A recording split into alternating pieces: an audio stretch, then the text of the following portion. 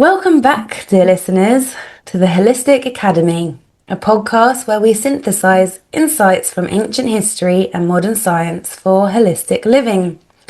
This episode I'm really excited about. It's called Duality Unlocked, Ancient Legends, the Yin and Yang, and the Science of Your Vagus Nerve.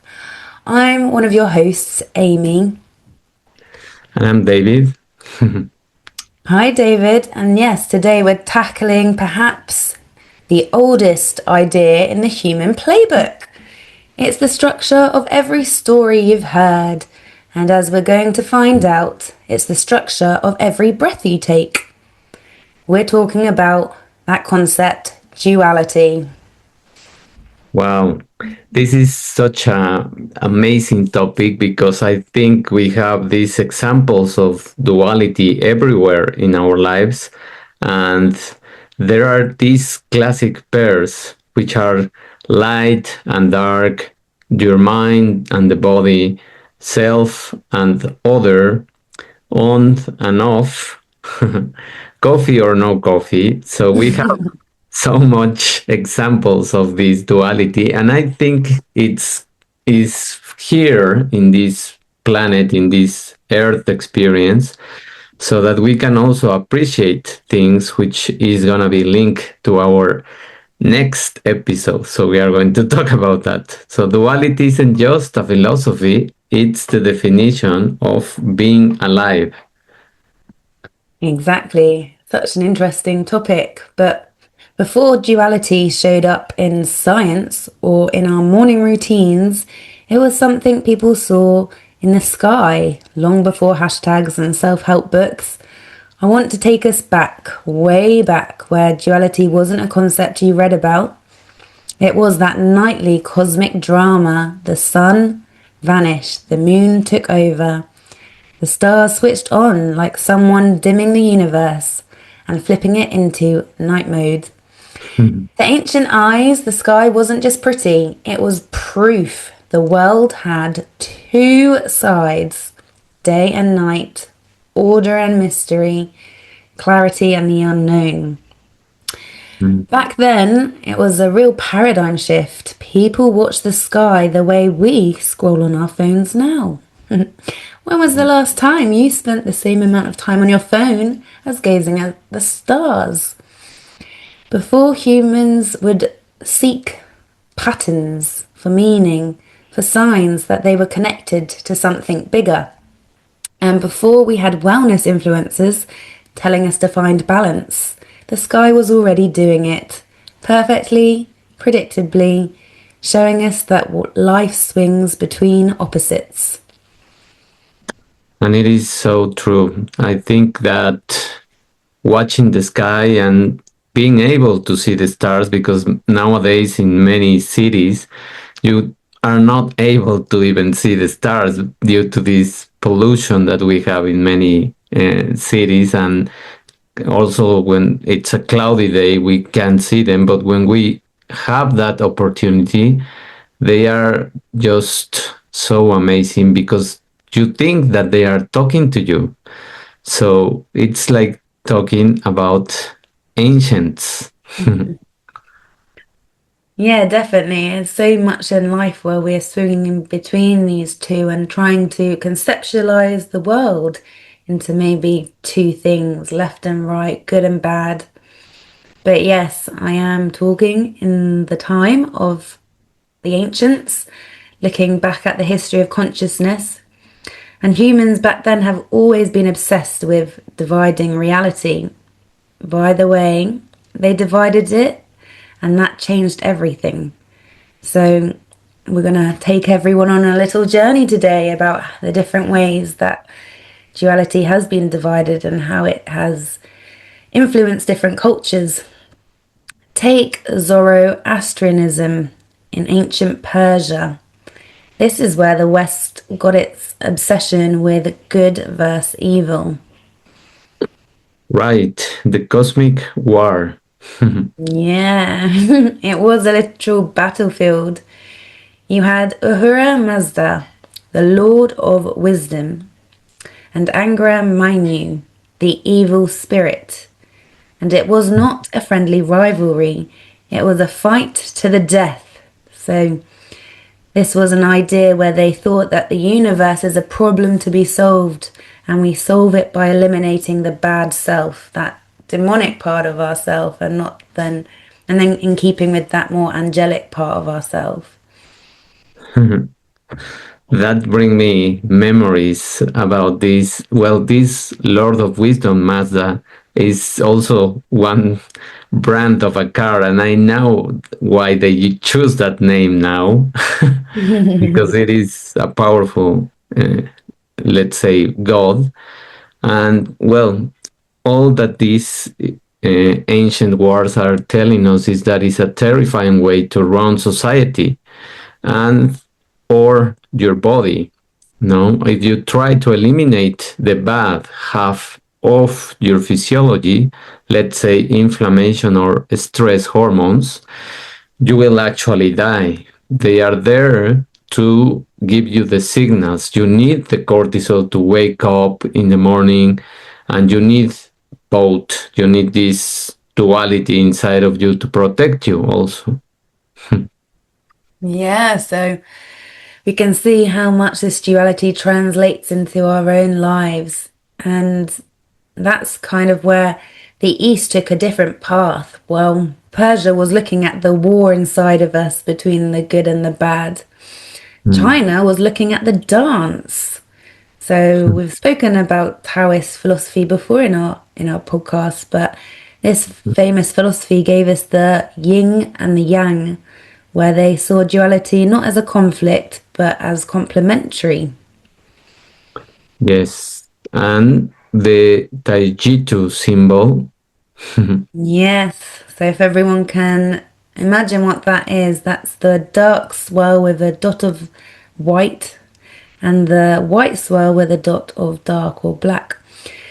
People usually think it's about opposites fighting, like a cosmic tug of war, but it's actually the opposite. It's this dance, the idea of mutual entailment. Each side contains the seed of the other. And they have a famous saying in China that you can't have the mountain without the valley. Literally, a mountain is only a mountain because there's a valley next to it. So these things define each other. And that's similar to saying, well, as if the universe is saying, these two things aren't rivals, they are dance partners. Day turns into night, winter turns into spring, effort turns into rest. These are not separate stories, but they're phases of the same cycle, constantly trading places.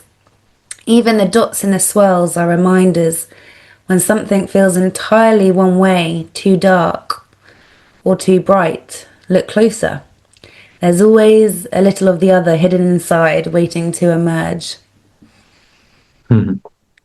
It's so interesting that when we talk about this duality from the yin and the yang, also comes to mind why we need to coexist as um, creating a balance, creating this dance between also the feminine and the masculine, and instead of creating wars between the genres, no, and so we need to really understand that we need this influence of both sides, just like one of the most largest brain nerve, sorry, the vagus nerve.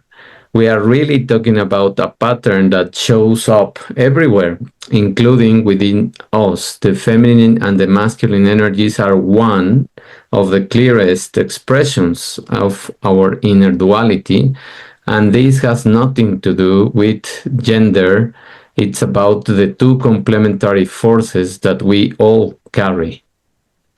Yeah, I think this is a really cool and modern concept, this feminine and masculine energy.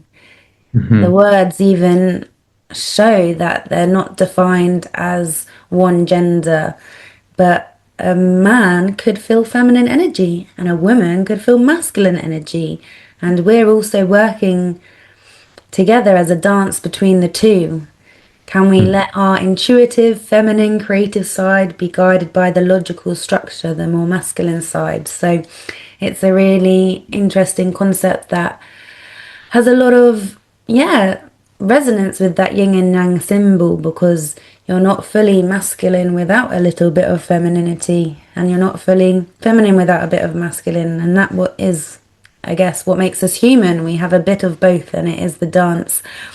So we often, as I mentioned, represent the feminine energy, and that's more the yin, intuitive, receptive, creative, and reflective part. It's a part of you that pauses, listens, and feels into what is true. And there's often a brain diagram about the feminine and masculine energies. And yeah, we have our brain that's divided into two parts, in fact. And people often associate, I think it's the left brain with more logical functions. That's like the masculine, and then the right brain with the feminine as well. So, other sort of qualities to the masculine energy could be active, decisive, forward moving. And so, yeah, that's the part of the energy we need to take that intuitive feminine vision and turn it into that masculine motion. We need both our intuitive and creative selves to actually bring forward and create what we want to in this world. So that's where magic happens, when the two of these work together, but not battling for dominance inside of us. So really Mhm. finding that balance between the two. If you also inside of you have too much masculine energy, then you're in the do, go, go, go, productive energy, and you often then can burn out in that constant doing. Whereas also, if you're too much in the feminine energy, and I've been in this too, I'm very floaty, and you get stuck in dreaming without direction. So when they're aligned, you get clarity and momentum, softness and strength. And for me, one of the most empowering metaphors for embodying this is imagining the feminine flow as a river of water moving down a stream or a riverbank, and then seeing that riverbank on the sides being the masculine guiding the water into the directions that she needs to go and flow to achieve her desires. So, pretty cool stuff. Yes, and indeed, I think that this balance of these two energies that we have, it's needed more than ever right now because we are seeing too much of. It's contradictory what we are seeing in society right now because there is a fight to defend the feminine side and to create this equality between men and women, but it feels like many women that are fighting for that are showing too much masculine energy. So they are burning out in the fight to defend something that it doesn't need to be defended. It just needs to be shown that it can work together. So this is just like your vagus nerve, which helps the body shift between activation and calm, where your inner masculine and feminine energies help you navigate between action and introspection, expression and reflection. So understanding this duality is what is going to help us to create a new thought system. And it is not just a philosophy, it's a roadmap to becoming more grounded, to becoming more intentional, and to be more whole. This that is functionally identical to the biological concept of homeostasis, or as we prefer to call it, allostasis, which is stability through change. Your body is constantly doing a Taoist dance. You have the anabolic processes, which are building up, storing energy, repairing tissues, and that's your biological gene. And then you also have a catabolic processes, which are breaking down tissues, releasing energy, burning fuel, and that's your biological yang. It's interesting also seeing how it works inside of us on the biological level. But what if you just only had one? Well, that would be very problematic, I would say. Let's say if you only have anabolism, you'd be a giant, immovable tumor. And if you only have catabolism, you'd waste away and vanish, just like in the movies of these superheroes, where they are vanished like dust in the wind. So it's not possible. Health isn't the absence of destruction, it's the rhythm between construction and destruction. Oh, I like that saying. Health isn't the absence of destruction, it's the rhythm between construction and destruction. You should get a t-shirt with that saying. But this I would brings love. us, yeah, you would. This brings us to a pivotal moment in history, David, the axial age. And that's kind of around the middle of the first millennium BCE, where something big shifted. So, as humans, we stopped looking at the stars to find duality and started to look inside, just like we've been sharing about that feminine and masculine inside concept. So, that cosmic battle now became the internal battle, and the struggle actually wasn't between God and a demon anymore. It was between my conscience, my ego, and my desire, basically, my conscience and my desire. And yeah, that's possibly also the heart of this mind and body problem as well, thinking about what does your body desire, but your mind might think differently. And we might think that the mind is a bit spooky because we can't really see it, it's something intangible, whereas the body is a physical machine. But we do know, and as we've shared in our previous episodes, that they do kind of talk together. And that's because we know that when you think of a thought at times, your heartbeat might race, especially if it's something to do with a job offer or an exciting opportunity.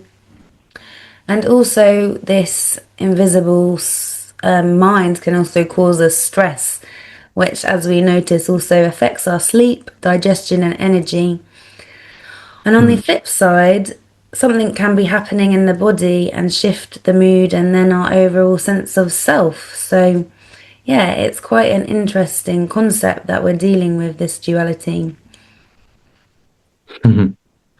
I think we are going to enter into this stage where we are going to some of us and some of the population of the earth are going to suffer this kind of mutation that is being talked about in the spirituality realms, and the people that know what is going to happen with this transition that we are having.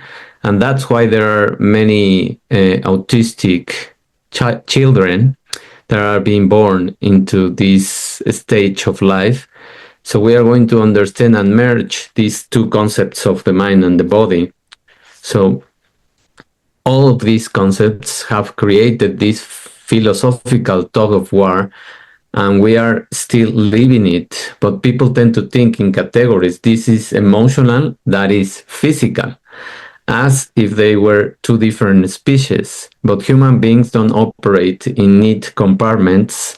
Our minds and bodies are in constant conversation, even if science spent a few centuries pretending they weren't speaking. Exactly. And as we mentioned before, we can blame the French philosopher Descartes for that one.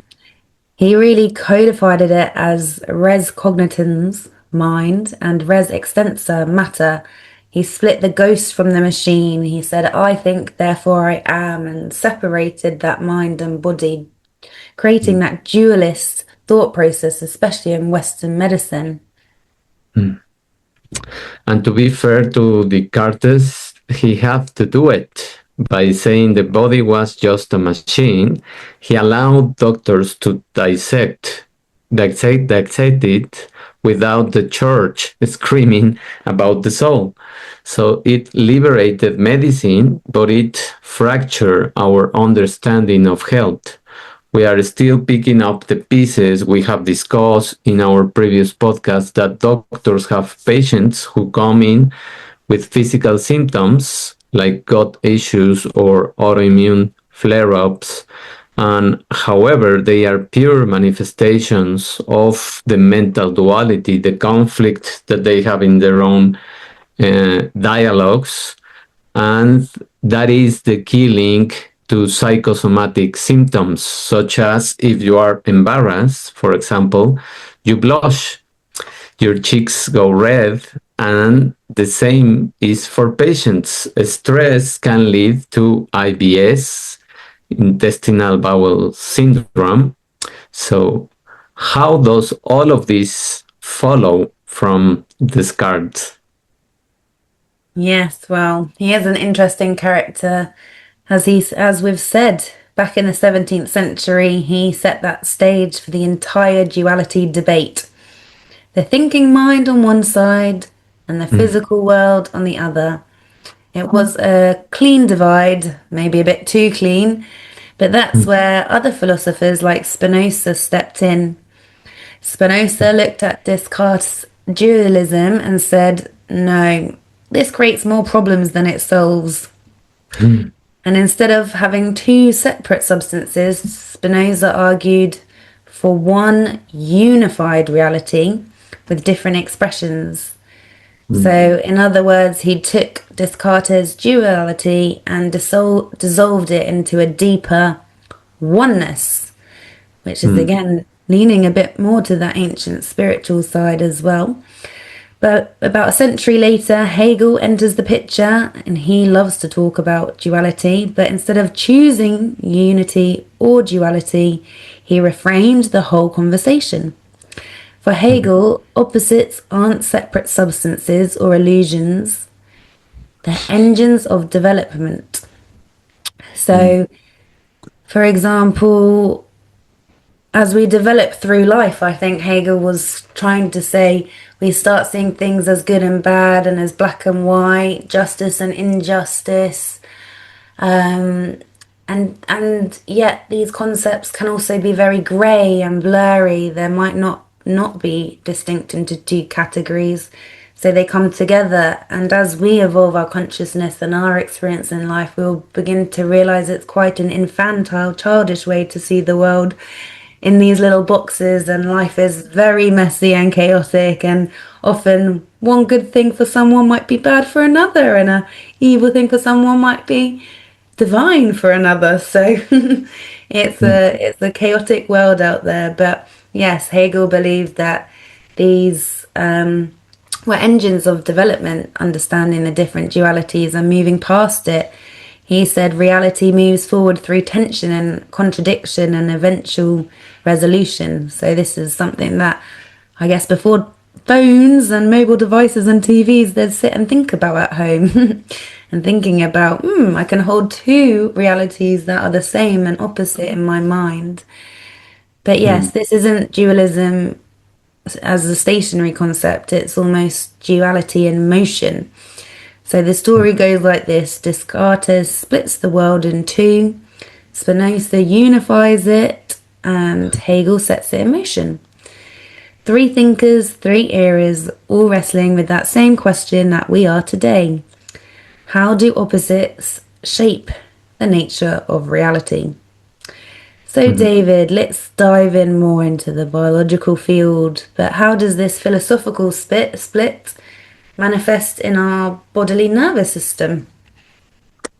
Well, it is really interesting how we have this manifestation as the first, the autonomic nervous system or ANS, and this is the clearest biological mirror of that ancient duality. You have the sympathetic branch, the fight or flight, that it's mobilizing, it burns energy, it dilates your pupils to see the threat. And it's the Zoroastrian warrior. Mhm. And the counterpart? Well, the counterpart is the parasympathetic branch, which is rest and digest, mediated largely by this vagus nerve, and it's the healer. It slows the heart and rebuilds the gut lining, lowering inflammation. So health then is a balance of these two, both the sympathetic and the parasympathetic. Yeah, and it's not just a balance, it's flexibility. This is the key to understanding this complementary of the dual side of our nervous system. A healthy heart doesn't beat like a metronome, it oscillates. And when you inhale, let's say, your sympathetic system kicks in slightly to speed up the heart, and when you exhale, you throw the air, the vagus nerve releases acetylcholine to slow it down. And that variance, that variability, is what is called heart rate variability, or HRV. And this is the single best biomarker now for resilience that we have. And it is now measured in our devices that we use, and we can see how much we are really recovering, really having these pauses to start activating this parasympathetic system. It's surprisingly elegant, like a snapshot of how well your mind and the body coordinate during challenge and recovery. And I think this is something that I can relate a lot, because whenever I start my days, I start with these sessions, hard sessions of exercise, and then after that, those sessions of exercise, I have this hunger now for a meal, a good meal, and then I have a little time to have a rest and pause, so that I can activate a little bit of my parasympathetic system, and allow the digestions to be much better. So this is just a way of dividing your day into stages. And it is not in a mystical way, but it is also a very practical and biological of how fast can you rebalance yourself. No? It's about what it reflects your system's capacity to adapt, to pivot, and return to your baseline. Wow. So the nervous system duality is the parasympathetic and the sympathetic working in balance, and therefore a healthy responsive system, a high heart rate variability means that your body has a quick switch, able to basically shift gears, adapt, and bounce back fast, whether you are in that stressed state or that more calm state. Whether you're in that more stressful activated state or that more calm, relaxed state as well. But yeah, what would happen then if you were stuck in one of those modes? Well, let's say that you are just stuck in the over operating system of rushing and trying to fight and being stressed. We have seen what happens, because it's what most of the population suffer from, which is this chronic stress and the huge amounts of cortisol, and then they can't sleep, and it's just a circle that repeats and repeats until they start developing these kind of diseases. So it is trouble, it is unhealthy, and stuck system refers to a low HRV, meaning that your system is running on one speed, rigid, overworked, and slow to reset when life hits. If you are stuck in sympathetic overdrive, also that's what we call allostatic load. You are bathing your tissues in cortisol, and you get hypertension. Then over time you will start developing insulin resistance, and of course we see anxiety as a trending, let's say, way of being. No, but here is the kicker: you can't just be parasympathetic either. If you have too much vagal tone and no sympathetic drive, you will faint. So you become lethargic, and you need some of this tension. You need some of this stress, which is what is called the ego stress, no, the stress that makes you good, that makes you perform, and that gets you out of bed. Yeah, those are some interesting concepts. It reminds me of the Hermetic principle of polarity, in fact, where opposites are identical in nature, but different in degree. So, heat and cold are the same thing, thermal energy, Mhm. but just different vibrations. And the nervous system is just energy management vibrating at different frequencies. Exactly. Yes. So, and this goes down to the cellular level. Think about cancer. That's a heavy pivot, David. Is cancer a duality problem? Well, it's the ultimate duality problem. Every cell has two opposing instructions written into its genetic code. One instruction says proliferation, and it gives the guidance to the cell to divide and grow, and the apoptosis is programmed cell death. Controlled suicide. Yeah, it is. But our bodies are really, really an example of the altruism, because this act of the apoptosis is an act of altruism. If a cell is damaged, it kills itself for the good of the organism. Life depends on death, and cancer happens when a cell uncouples this duality. It accepts the command to grow but ignores the command to die. It tries to become immortal, and in doing so, it kills the host. And Mm. if we extrapolate this, I think we can think about the people that are very, very ambitious and they become even evil and they start destroying other people and just stepping on them.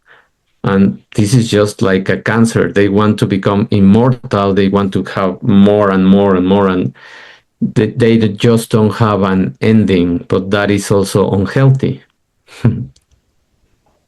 Yeah, exactly. That's a bit out of balance. And then you obviously extend to these different manic behaviors or psychopathies because you're so Mm. out of balance, as you were saying, with your values and not being able to not only, need to make money for your life, but also in a healthy way, in a good way, without exploitation or manipulating people.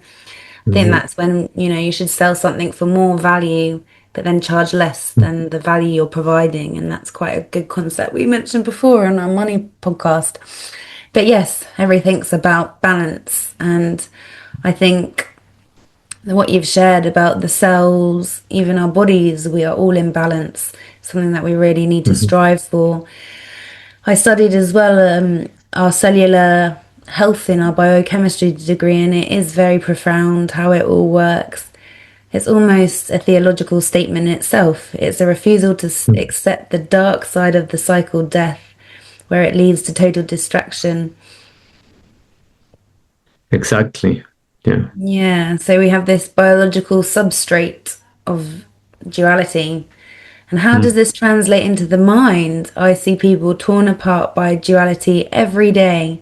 I want to eat the cake, but I want to be thin. I love him, but I hate him. Well, this is just as interesting as the body because we have a concept now that is called cognitive dissonance. Yes, and it's physically painful in our bodies.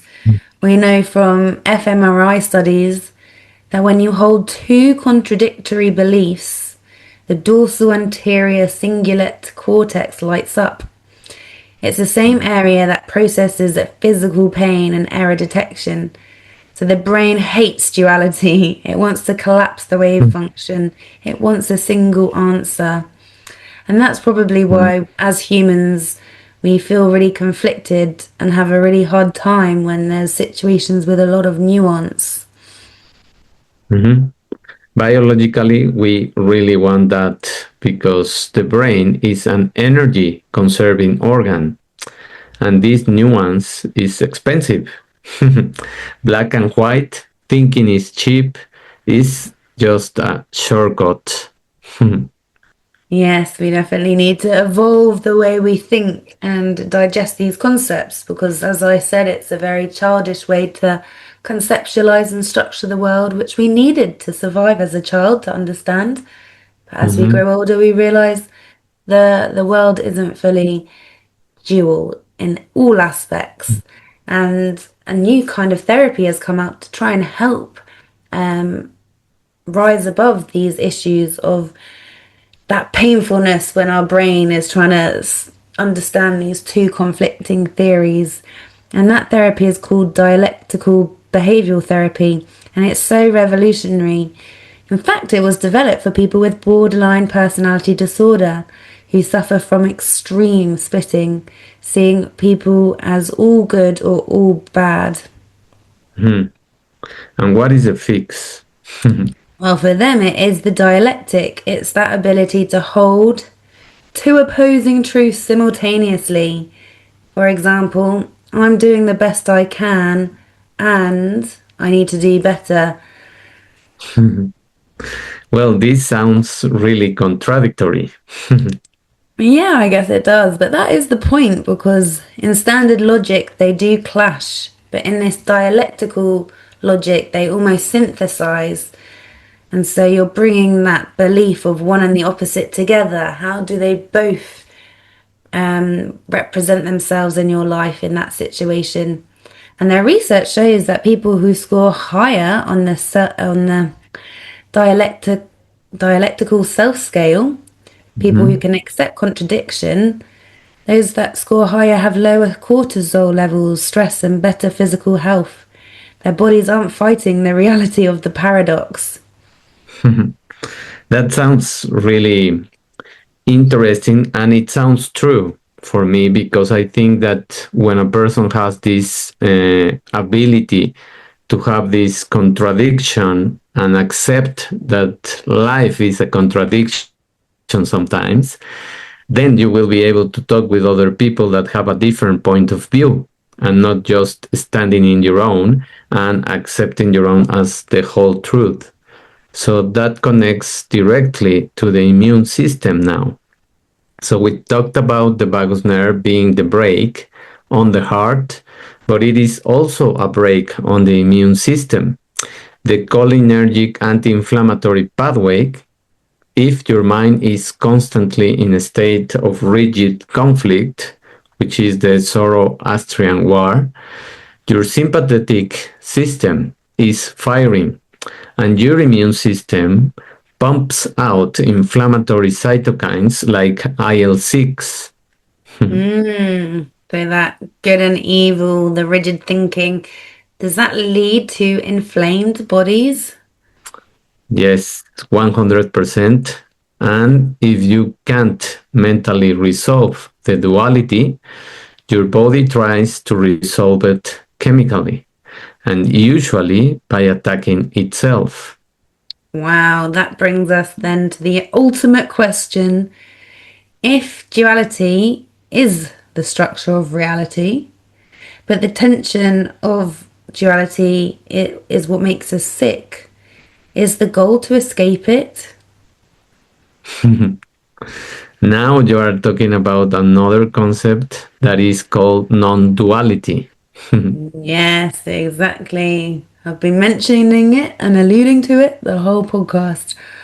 The spiritual holy grail. For thousands of years, the ultimate goal of spirituality was the same: enlightenment, samadhi, that moment when the wall between me and the world completely dissolves.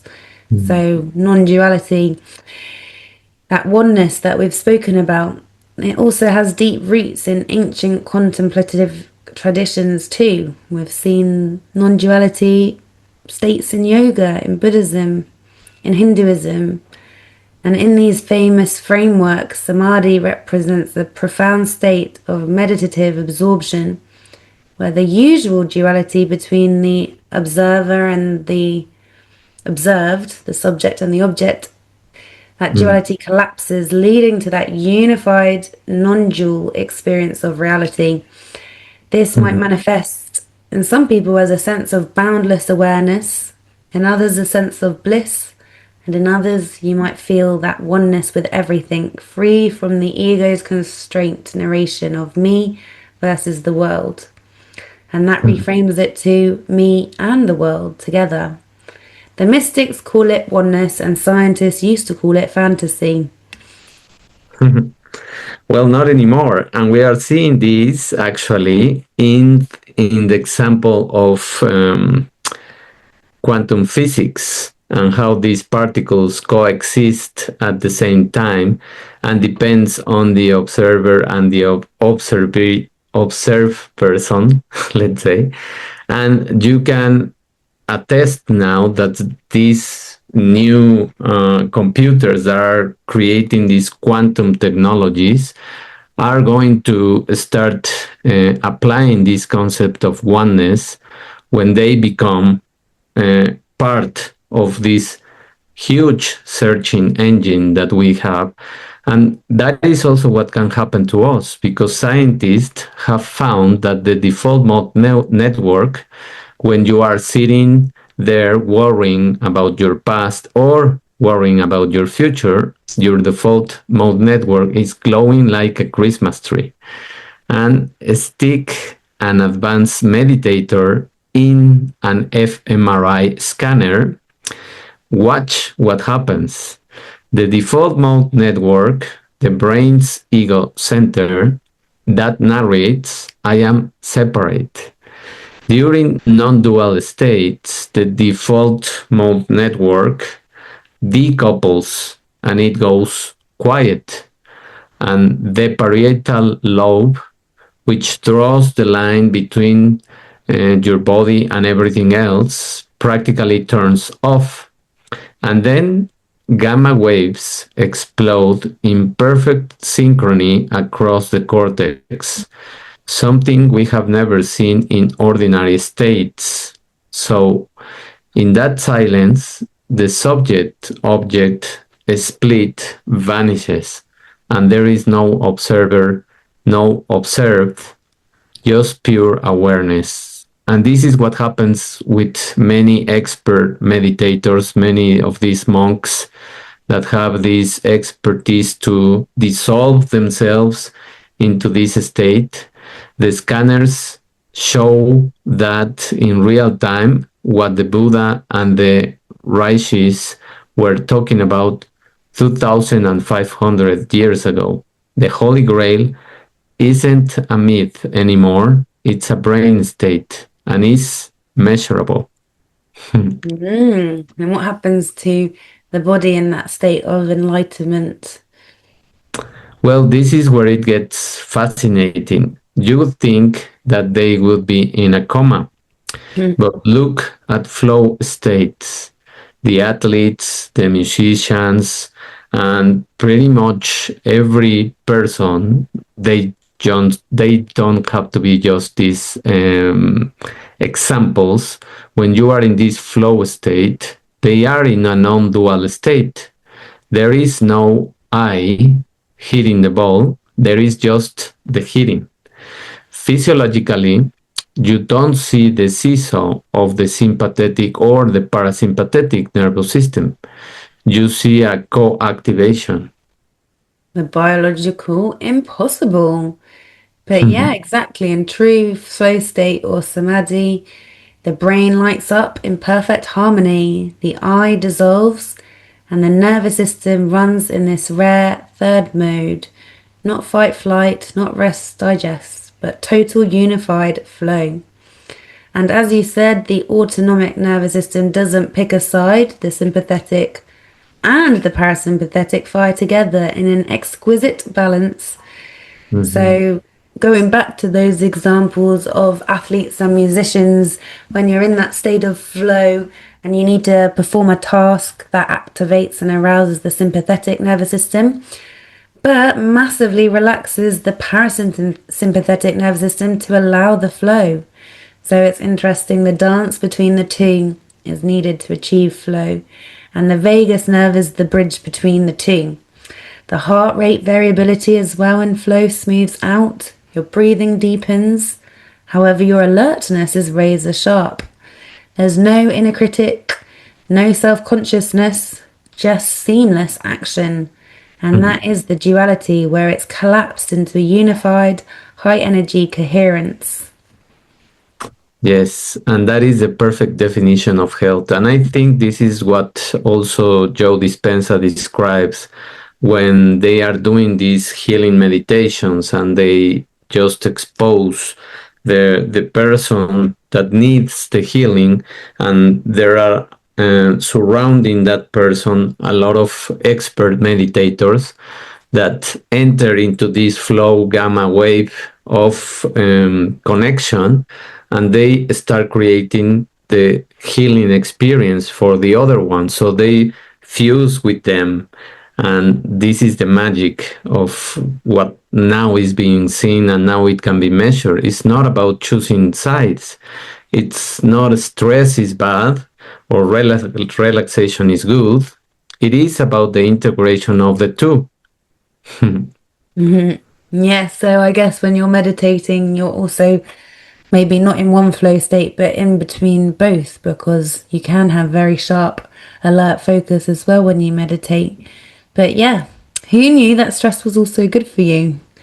But yes, this is also then the Tao philosophy again shown in China, that dance between the two. And as we've seen again today, science is finally catching up to what the traditions always knew. That non-duality isn't passive, but it's the most alive state a human can enter.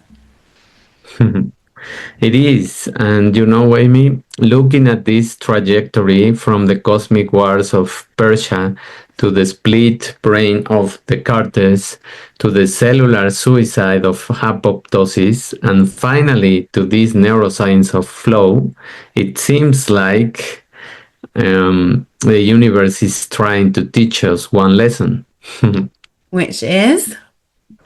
That we aren't separate from the process. The friction we feel, the pain of heartbreak, the stress of work, the struggle to be good isn't a mistake. It's the metabolic cost of existence.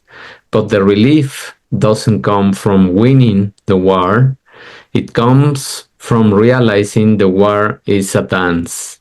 A dance of stardust and our synapses. Yeah, beautifully. Yeah, I think it's a perfect place we could have a pause and for our listeners again, taking a breath, feeling an inhale, the tension, and the exhale, the release. We can see that this is the duality of life, keeping you alive right now. Don't fight it, just stay in the flow. Yes, I agree. Now, do you have a summary of these 5 holistic tips that always give people the practicality of our episodes? Yes, of course. Here we go. Here are some interesting and exciting ways you could integrate duality into your daily life for living a more holistic, happy, and whole life. The first one, as we saw in the ancients, about light and dark. But we can kind of extrapolate that idea and see that life isn't just about highs, it also gives us lows. But we need the both because it's the lows that give our joy its meaning. We all move through emotions every day that shift and change, and that's completely normal. But by accepting that both happiness and sadness are part of the human experience, we can navigate tough moments with a little more grace and a lot less pressure. So thinking about those light and dark moments in your life, but knowing that they're there for a reason. Number 2, we mentioned a bit about the feminine and masculine energies inside us all. No matter how you identify, we all carry a blend of both the feminine and masculine energy. Thinking again, as I mentioned, feminine as your intuition and your ability to nurture and the masculine as your drive to take action and think logically. You need both. When you tap into both sides, you show up more balanced, more creative, and more authentically yourself, whether you're solving problems or expressing who you are. And you can really use both those feminine and masculine energies wisely in this dance to actually achieve your desires and action your desires. Mhm. Number three is activity and rest. In a world that's always go, go, go, it's easy to feel like we should be constantly doing something, but we're not human doings, we're human beings, and we need balance because real productivity doesn't come from non stop action, it comes from balancing movement with moments of genuine rest. And even in my academic study, the best pieces of work I've done was not when I was pushing all the time, but I was also having days off and then being more productive on the other days. So when we honor both our hustle and our downtime, we can create energy that's actually sustainable, not just rushed and burnt out. Number four are routines, actually, structure and flexibility. Well, routines do give us stability, but life rarely sticks to a routine or a script, as we know. But when you pair structure with a little bit of flexibility, we're able to stay grounded without being too rigid. And it's that balance that lets us adapt, grow, and still feel centered when things shift. And number five, we mentioned it a bit with flow and effort. As we saw, flow isn't just a mindset, it's your nervous system finding harmony. We all move between the sympathetic system, which gears us up for action, and the parasympathetic system, which brings us back into calm. And it is that vagus nerve that acts like a bridge between these two extremes, helping your body shift smoothly from activation to relaxation and back again. When we balance these two states, we create the conditions for true flow. Focused, energized, but not overwhelmed. It's the sweet spot where effort feels natural because your body and mind are working with you, not against you. So those are my 5 tips. Well, I love them all, and they just flow with each other. So next week, we will have, as I mentioned, the magic of gratitude and how thankfulness attracts what you desire.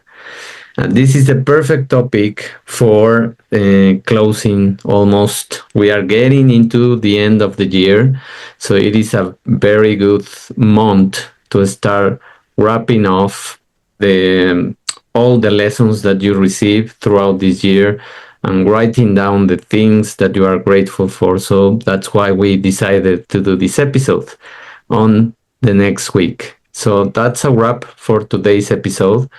But I've got something exciting coming up. So the next time that we explore this hidden magic, we will find out how the simple act of saying thank you can shift your energy and can open doors and even help you attract the life that you have been dreaming of. And there is now a lot of more than this just being positive, this gratitude that meets the eye. And I'll be covering and uncovering the secrets that you can start using right away. And so make sure to subscribe so that you don't miss an episode. And of course, as always, we encourage you to rate us in whatever platform you use, subscribe with us in Substack, and share this episode. Also, give it a like in YouTube so that the algorithm works for us as well. Yes, thank you everyone for listening. I hope some of these were golden nuggets of wisdom to help guide you along your way. And if anything stood out, please write it in the comments. We look forward to hearing from you, and I look forward to seeing you all next week. Take care, everyone. Bye. Bye.